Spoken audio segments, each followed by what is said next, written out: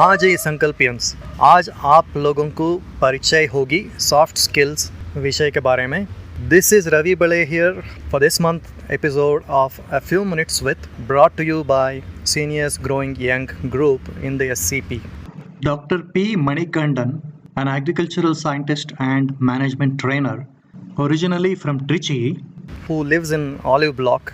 He is a seasoned guru in the corporate soft skills training and for other professionals as well.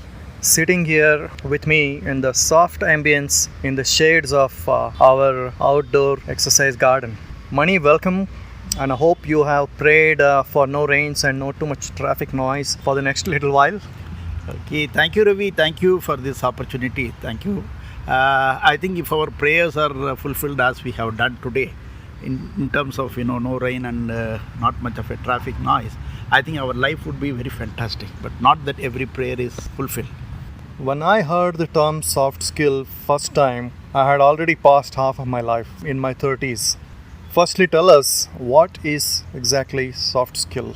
Okay, Ravi, let us not get into the technical details per se, but to put it in a very layman term, soft skills are nothing but the skills which are related to your behavior, your personality, how you interact with people. It is basically the people skills. The skills for interacting with the people, skills for working with the people, skills for getting along with the people in a very positive and pleasant way. That's what is soft skill. Now, the fact that you address me as Mani and I address you as Ravi, I think that was the starting point of our connectivity. First, I think this message is very important, and this has to go to everyone. So in that case, just to reaffirm, there are no fields or aspects of our lives left out for soft skills. Right. See, normally, broadly, we say hard skills and soft skills. Hard skills are those technical skills which you acquire through education, training, and it is your expertise in a specialized field in which you have got your education and training. But soft skills are those things, as I said, they are the human skills. The other term which is used to describe these soft skills or human skills is life skills. The fact is that these soft skills are applicable equally in every field for every person, irrespective of the position he or she holds. In fact, the soft skills take high priority over hard skills, and people have to have high percentage of soft skills as compared to the hard skills. Now, I would like you to introduce yourself and your journey into becoming a soft skills training professional. Okay, Ravi, thank you. I did masters in chemistry right from my native place. Then the time came I had to do my doctoral degree, PhD. So when it came, I applied for different institutions. I got PhD admission in IIT. But somebody told me, why do you want to do in the basic science? Why don't you go for an applied science? So they advised me to apply for PhD in agricultural chemistry, soil and agricultural chemistry in Delhi, Indian Agricultural Research Institute. I just applied for that. I joined in Delhi, I completed it, and then came the question of taking up a job. Having done in agricultural chemistry, I had to take up a job in the same field, but the problem came, agricultural universities do not admit people or select people who don't have the basic agricultural degree. So I had to really become a scientist through All India competitive examination. Just like IAS, we had an examination called Agricultural Research Service, which is just in the pattern of IAS. We had to write the exam, go through the interview, and that was the only option left for me. And by God's grace or whatever it is, I topped the All India examination, and I was posted to down south in Kerala, Kasaragod, which is northern part of Kerala, which is just 50 kilometers down Mangalore. Yeah. So I joined there, but again when I joined there, immediately I was sent to regional station of the institute in Vitla, South Karnataka, just another 50 kilometers from Mangalore, placed. So I just joined in Vittal, and I had to start my career, and again a new place, a very small village, and talking to people itself was becoming very difficult because I don't know the language. So I had to pick up one of the languages, and there were three languages which were spoken both in Vitla and in Kasaragod: Kannada, Malayalam and Tulu. And I found Kannada was easy. and I started learning Kannada. Of course, there was a little interest also to see Kannada movies and all to understand. ಮೈಸೂರಿಗೆ ಸ್ವಾಗತ. Thank you. No. So I just had to learn Kannada, but I thought I must learn the script also. So I purchased the book, learned Kannada in 30 days. I started every day practicing. I learned Kannada. But after 4 years, I was moved to Kasargod. Then I was continuing there. But then I realized continuing as a scientist in a remote place, every time we have to be in the remote place, is not going to really balance my personal and professional life. Your desire was to move to urban. Exactly, because I had to think of my wife's job, I have to think of my family, children's education. So then the opportunity came to apply for a higher position in Hyderabad. That was a national academy which is created for training the scientists in agriculture. I applied for the position and I got selected. I moved to Hyderabad, but that was again not very easy because I have shifted from research to research management. So I have to totally change my discipline. So when I joined, at the time the director of the institute told me, learn to forget your subjects. Try to pick up management, otherwise you can't be a good management teacher here. I heard that in my career too. Fortunately, the institution gave me opportunity. I had the International Food and Agriculture Organization fellowship to go to US, where I was trained for over 9 months in 3 different universities in management. Then I also had the opportunity to undergo training in 5 IIMs. So with all these things, I thought it was fine. But then I thought I must have a formal degree in management.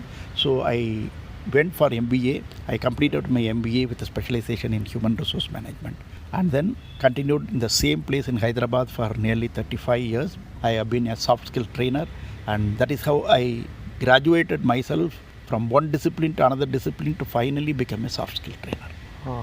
So the higher you go, I think at the management level, more soft skills are necessary than the hands-on job category, where the hard skills and job knowledge is of more importance. Right, Ravi, you are very correct, because what you said is exactly what has been established through research also. Because it is said that even at the lowest level, whichever position people are occupying in any sector, people need only 50% of technical skills, but 50% is the soft skill. But this percentage increases as you move up and up in your position. In fact, in the highest level, whether it is in the organizational level, national level, or whatever it is, people occupy the highest position, the proportion is, it is 88% soft skills and only 12% technical. Soft skills entail communication skills, language and otherwise? Exactly. It is not language per se. Language per se becomes a hard skill. But communication is a soft skill. Teamwork is a soft skill. Personality development is a soft skill. Maybe motivation, conflict management, interpersonal relationship. There are about 70, 80 areas in which you can speak on soft skills. Wow. And I take classes in almost 75 to 80 topics, and I have been doing it for the last 35 years. And people are facilitated to develop their soft skills. Though I said language is a hard skill per se, learning the language helps you to develop soft skills because it helps you to interact with the people, get along with the people in a better way. I want to go back 2 steps on your previous answer on the ratio of hard skills to soft skills. Let me say it, I would be a little bit argumentative with you, okay, if you don't mind. Yeah, no problem. In a developing country like India, where productivity and quality are not up to the mark in many fields, tell me whether it is a desk job or a paddy field or even an assembly line job, for the skilled category or unskilled category, isn't hard skills of really more importance than their soft skills at that level? And let me combine these 2 questions. On the soft skills, is it the same as some people apple polishing, being nice with everybody where they work? Are they not compromising on work ethics and productivity again? In fact, when I have given you the percentage of hard and soft skills, I can naturally expect this question from you. See, the percentages have been established based on, as I told you, research by doing a survey with a large number of people working in various organizations and in various countries.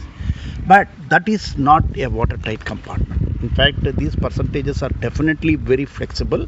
It depends upon many factors. In fact, if I have to talk to you about it, it will be taking a little long time, but to cut the story short, it depends on, for example, a person who is a highly skilled person whose job profile is highly technical, naturally his hard skills would overtake the soft. But the fact remains, Both the hard skills and soft skills complement each other, and both are very important, and one cannot underestimate the importance of one over the other. And coming to the next question you asked me about apple polishing, trying to please others, which amounts to appeasement.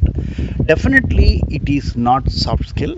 Let me tell you with a live example. I had a colleague with me who was every time changing his color and behavior whenever a new director assumed the office in our organization. One director, he used to walk in the morning, so he used to join him and used to walk with him. Another director was a ghazal singer, so he used to join him with his veena skills and all. So his main job is to only please the boss. Now, when a person does it, he or she loses his credibility or her credibility, and their potential does not really come out. This is very They may unfair. probably be incompetent. Definitely, they are trying to hide something of whatever their incompetence or weakness in the guise of trying to take up appeasement as a way of his life or her life. Yeah. So this is not really good, and in the long run, very unethical. So this reiterates a very important point that moral education and orientation to values, morals, and ethics, both at the family level and at school, they are very, very important. What are some general formats, class size, length, what is its structure, and so on? Right, Ravi, thank you. In fact, seasoned trainers in soft skills, they don't do a teaching type of transfer of information. We make them to play some games, activities, and we observe the people very closely. People do it both as individual as well as in teams. So we keep a constant observation, make a record of how people behaved in a very simulated condition, because people's behavior normally come out, and we take a note of it. Sometimes we also do the video recording and playback, and we tell the people categorically what was good, what has not been very good. When we point it out based on the actual example of how they behaved in a particular situation, people do realize, oh God, am I like that? So many people have a realization. So that is the first thing we try to do for people, and give them the prediction what this behavior could mean for them, positive or negative. And then leave the control part of it, changing part of it to the individual. People really like it because they get involved in the games, and we have a lot of properties, a lot of games for that. And normally the class optimum size will be about 20-25. That impact is really very strong, and it goes a long way in changing the behavior of the people. It's not that very easy, but it happens gradually once we do like that.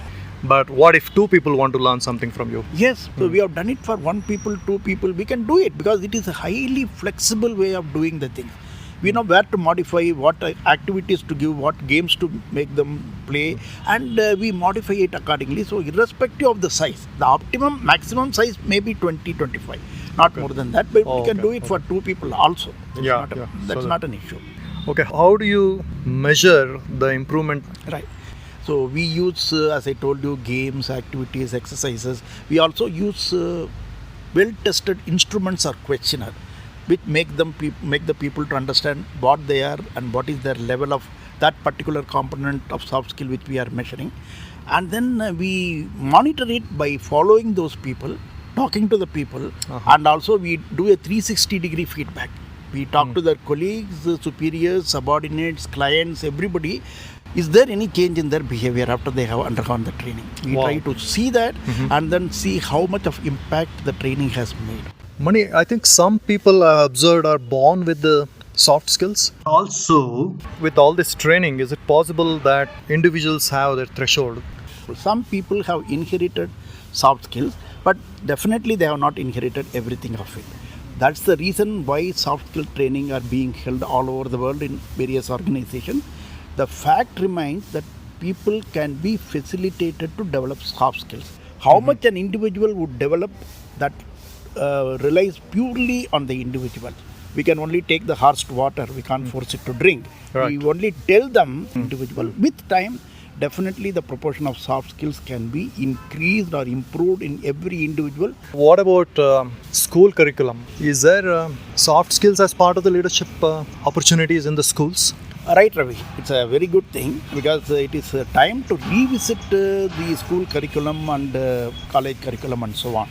In fact, the present day curriculum in the school develops more of a competitive attitude among the students. I think the sort of working together, leadership, those things might come sometimes incidentally, but they do not develop so much because if you look at the curriculum in the olden days where we had opportunity to pick up some soft skills because we had moral education, we had other things where we were forced to learn these things right at the young age. So catch them young is the very right thing. It is very important perhaps to ಗಿಡವಾಗಿ ಬಗ್ಗದ್ದು ಮರವಾಗಿ ಬಗ್ಗೀತೆ ಅಂತ ಕನ್ನಡದಲ್ಲಿ ಒಂದಿದೆ. ಹೌದು, correct. So we can make the people to pick up soft skills right at the young age because that impact and the effect will be very strong and very longer compared to people who are there in their 30s or 40s and 50s because they have always a resistance. They don't believe in the trainer. They think, who is this fan trying to tell me about all these things? I know everything. I have heard people talking like that. But as a trainer, they will have attitude because of the position and experience. Exactly. And sometimes the trainer may be of an younger age person. And we are trained to that, we are used to that. We make them learn these things because we gradually make a change in them.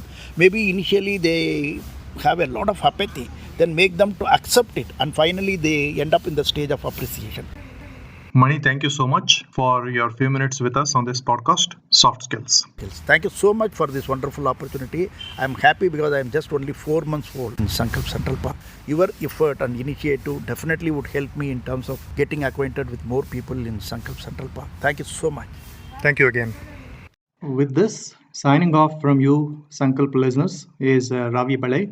Your constructive feedback, general or specific to any podcast, will be welcome and very much appreciated. If any of you have similar lifetime stories, any story or passion, etc., please do contact for a light conversation on that. We can chat in English, Kannada, or Hindi, or even a mix. Thank you and namaste.